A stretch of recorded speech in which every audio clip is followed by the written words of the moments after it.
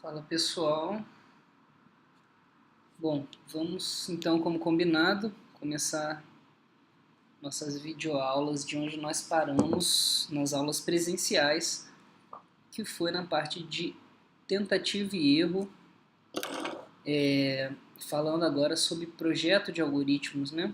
A gente falou na primeira parte da matéria sobre análise, toda aquela parte de por que a gente deve analisar algoritmos, né? Como metodologias para ter uma análise de algoritmos e tal, aquela parte do teta, do ozão, ozinho e por aí foi. Na última aula a gente falou sobre como funciona, né, tentativa e erro, falamos sobre busca com retrocesso, aí também conhecido como backtracking, que é um modo, né, de como nós geralmente modelamos nossos algoritmos de tentativa e erro, né? Uma árvore de N possibilidades aqui, a gente vai descendo e tal, e nas folhas a gente tem uma resposta, né, que pode ou não funcionar para o nosso problema. Falamos também sobre o PSR, né, que é um problema de satisfação de restrições. Ele nada mais é que um modelo, um framework, que já que prevê, né, uma classe de problemas e modela eles de acordo com variáveis, domínio e restrições. Tá? E nessa aula de hoje a gente vai continuar falando então sobre esses modelos de tentativa e erro, né, sobre o PSR, questionamentos que podemos nos fazer em relação a isso. É possível eliminar subárvores que já possuem ramificações sem nenhuma atribuição legal para alguma variável ainda não atribuída?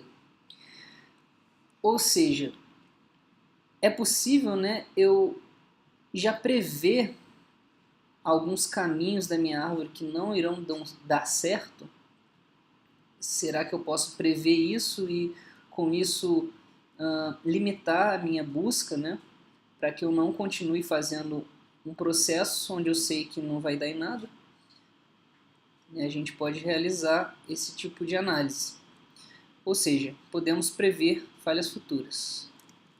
Eu vou apresentar aqui duas maneiras de se modelar essa previsão de falhas. Tá? A primeira se chama verificação prévia, que é o forward checking. Tá? E em que ele faz? Né? É uma especialização do backtracking. Tá, pessoal? Então, em um PSR, num tipo de problema de satisfação de restrições, para quem assistiu a nossa aula anterior, vocês vão se lembrar lá daquele exemplo da coloração de mapas, tá? Que foi um exemplo que a gente deu de PSR. A gente chegou a comentar também de como modelar um problema de agendamento de aulas, né?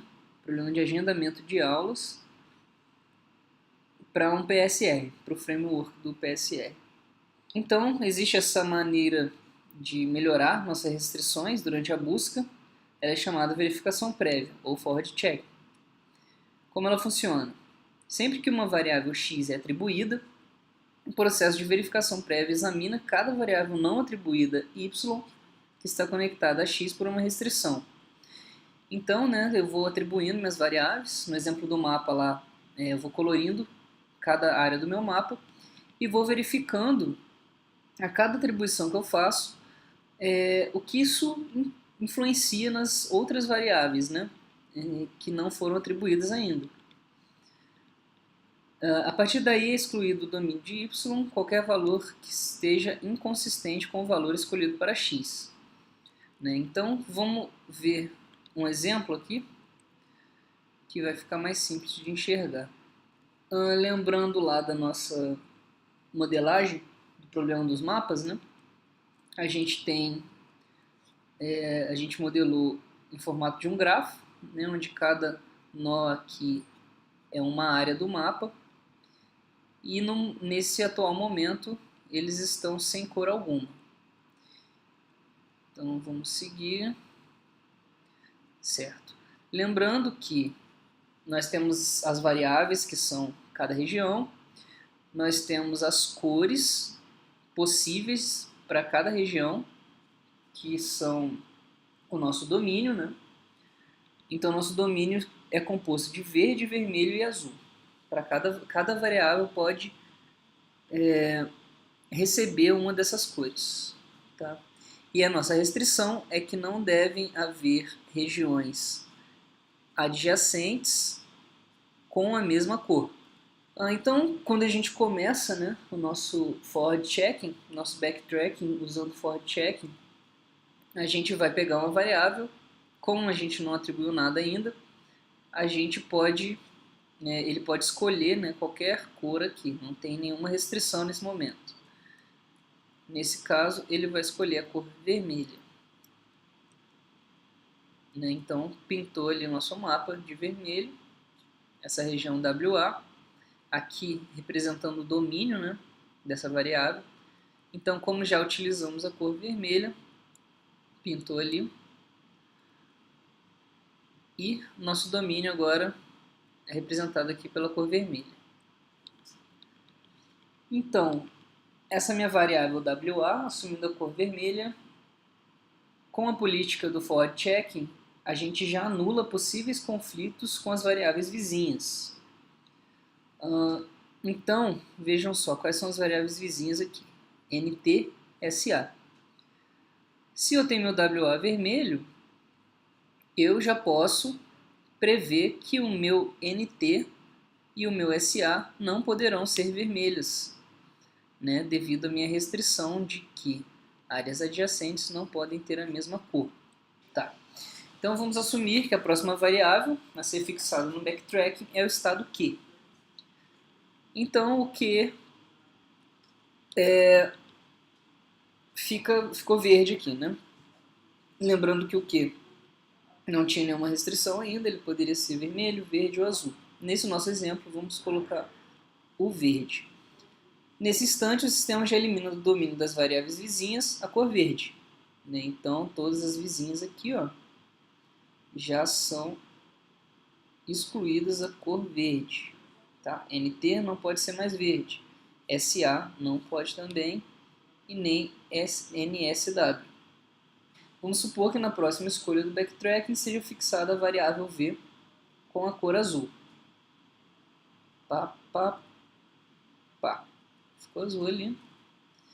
E nesse momento do nosso algoritmo, nós temos esse estado aqui de nossas variáveis. Né? O WA está vermelho, o NT só pode ficar azul, o Q já está verde, o NSW só tem a opção de ficar vermelho, e agora o nosso V está azul. O que aconteceu aqui com o SA?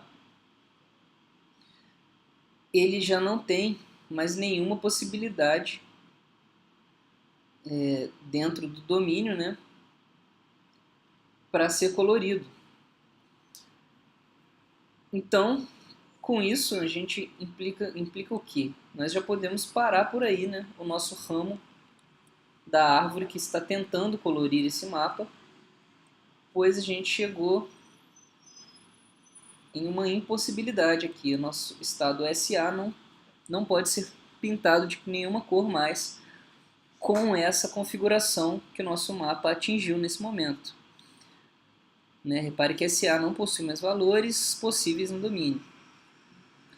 Então, se a gente estivesse fazendo o backtracking padrão, sem forward checking, este problema apenas seria identificado quando a busca selecionasse o SA, ou seja, quando o nosso algoritmo chegasse aqui para verificar essa variável,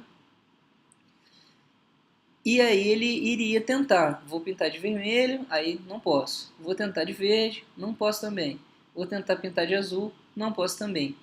Só aí o nosso backtracking iria identificar o problema e iria fazer a volta na árvore, né, até um ponto que ele pudesse continuar. Usando o forward checking, nesse momento eu já consigo verificar que o SA não possui mais possibilidades. Então eu ganho tempo, né, usando essa forma aí de raciocínio. A checagem para frente também age neste instante, eliminando o ramo de busca, já que este é inviável por enumeração implícita. Então o backtracking pode desempilhar e continuar sua força bruta. Verifiquem então que com o forward checking, né, nós terminamos a nossa busca quando estávamos aqui em V. Ao pintar, né, de azul V, já conseguimos checar que quando a gente fosse analisar o SA, a gente não teria possibilidades. Então, esse é um ramo da árvore que a gente já pode excluir da nossa busca. Né? Se não estivéssemos utilizando o forward checking, o V ia ser pintado de azul, e, por exemplo, a gente poderia ir aqui para o NSW, pintar ele de vermelho, e só depois ir para o SA e verificar que não temos mais como continuar aqui, né? Então você vê que a gente ganha um tempo aí utilizando o forward check, ok?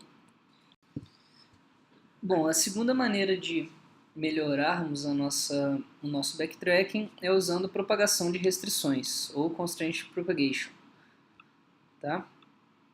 Vamos ver então como ele funciona.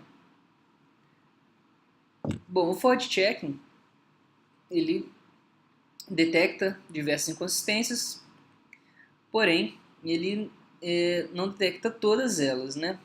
O exemplo aí, ainda utilizando o exemplo anterior, né? Quando a gente pintou o nosso WA de vermelho e após isso pintou o Q de verde, né? A gente excluiu o vermelho e o verde de NT e o vermelho e o verde de SA. Com isso a gente obtém apenas a possibilidade de pintar esses dois estados de azul, né? Mas NT e SA são adjacentes, como ambos podem ser azuis. Ou seja, nesse momento aqui a gente já poderia excluir esse ramo da nossa árvore de busca. Então vamos lá. A gente tem esse estado aqui, né? E foi isso que aconteceu na segunda atribuição do exemplo anterior. Nesse momento, o ramo já estava condenado, porque NT, veja aqui no domínio de NT, só poderia ser azul, e o SA, que é adjacente a NT, também só poderia ser azul. Né? Mas vocês viram que com o forward checking, como eu ainda tinha possibilidades reais, né, de pintar esses dois estados, ele continuou até V, e após pintar o V de azul, né, excluindo a possibilidade de SA de ser azul, só nesse momento que eu parei a minha busca. Ou seja, só quando o SA não teve mais nenhuma possibilidade de cor em seu domínio. Né? Com o forward checking ele não poderia ser eliminado, pois todas as variáveis ainda possuíam valores legais. Né? Foi o que eu acabei de falar aqui. Então a gente poderia pensar numa forma de não continuar na nossa árvore já nesse momento. Né? Por que continuar se aqui eu já tenho uma impossibilidade? O forward checking não detecta este fato como uma inconsistência, porque ele não realiza o exame a uma distância suficientemente longa à frente. Então, aqui a gente já entra numa questão de quanto mais à frente a gente consegue enxergar nosso problema, mais a gente vai ter a previsão, né? E conseguir cortar nossos ramos o quanto antes. Precisamos propagar essa informação a partir de WA e Q sobre NT e SA, como foi feito lá no forward check. Então, no forward checking a gente propaga, né, nossas restrições de WA e Q sobre NT e SA. Mas, com isso, a gente não consegue ver a inconsistência, porque a gente precisa depois, sobre a restrição entre NT e SA, a gente precisa visualizar, né, essa restrição entre esses dois pontos para só assim conseguir detectar inconsistência. Então não basta propagar apenas de WA e Q sobre NT-SA. Precisamos também propagar de NT para SA e vice-versa. E aí sim a gente conseguiria visualizar que o nosso ramo está condenado. Correto? Bom, mas isso deve ser feito de modo rápido, né? É inútil reduzir a quantidade de busca se gastamos mais tempo propagando as restrições do que gastaríamos fazendo uma busca simples. E aí a gente deve se questionar: até quando propagar as restrições? Até quando isso é útil? Até quando isso vai realmente me poupar tempo e processamento? Aí entra aqui uma ideia de consistência de arco. Tá? Um arco, então, se refere a um arco orientado no grafo de restrições, como, por exemplo, o arco de SA para NSW. Então, quando a gente se refere a arco, a gente está falando disso aqui. Vamos analisar esse arco, então. A gente tem nossa busca nesse ponto aqui, né, com o WA aqui pintado de verde. Vamos verificar SA e NSW. O arco é consistente se, para todo valor x de SA, existe um valor y de NSW consistente com x. Se o SA é azul, né, vamos pintar ele de azul aqui, que é a única cor que tem no domínio. Existe pelo menos uma atribuição de NSW válida. Existe essa atribuição? Vamos ver aqui NSW. Bom, se SA é azul, NSW pode ser vermelho ou azul. Né? Se SA é azul, excluímos o azul do NSW e ficamos com vermelho. Então existe uma atribuição válida. Logo, temos um arco consistente. Agora analisando o arco em sentido contrário. De NSW para SA, daqui para cá. Dessa forma, o arco é inconsistente, pois se eu tenho o meu NSW como azul, ele pode ser azul-vermelho, né? Então vamos pintar de azul. Se ele é azul, meu SA não tem cor mais, ele não pode ser azul também, né? Para tornar o arco consistente, basta eliminar a cor azul do domínio de NSW. Então, dessa forma, a gente pode propagar restrições no arco NT-SA. Né? Se o meu domínio NT é azul, meu domínio SA também só tem o azul ali presente. Né? Podem verificar aqui, ó, esses dois quadradinhos. Então, azul deve ser eliminado do domínio de NT, o que deixa o domínio vazio. E com o domínio vazio, não podemos continuar. Deste modo, a aplicação de propagação de restrições via consistência de arcos detectou uma inconsistência que não é detectada pelo forward checking. Certo? Então é assim que funciona a propagação de restrições. A verificação de consistência de arco pode ser aplicada como uma etapa de propagação. E é importante que o processo deva ser aplicado repetidamente até não restar mais nenhuma inconsistência. Por que isso aqui, gente? Porque quando a gente exclui um valor do domínio, né, de qualquer uma das variáveis, podem surgir novas inconsistências, né, em arcos que apontam para essa variável que a gente mexeu. Então a gente tem que sempre repetir esse processo para ter certeza, né, de que não vai haver inconsistências novas. Embora esse processo seja bastante dispendioso, né, de ficar sempre repetindo essas verificações, dispendioso, né, comparando, é claro, com o forward checking, que é o outro modelo que a gente viu aqui anteriormente. Né? Em geral, a bibliografia, né, diz que o custo extra é compensador, ou seja, geralmente, na maioria dos casos, a gente consegue uma melhor performance da nossa busca, do nosso tentativa e erro lá, né, nossa árvore. certo? Pessoal, essas duas últimas aulas, né, de tentativa e erro, elas foram baseadas nesse livro aqui de inteligência artificial, capítulo 5, pode ser encontrado nesse link aqui, quem quiser se aprofundar mais, certo? Ele fala sobre o PSR, né, detalha mais essa questão desse framework. E a próxima aula a gente vai falar sobre programação dinâmica, tendo base aí o livro do Nível, Ziviani e do livro do Corman. Correto, pessoal? Muito obrigado e até mais. Boa greve a todos.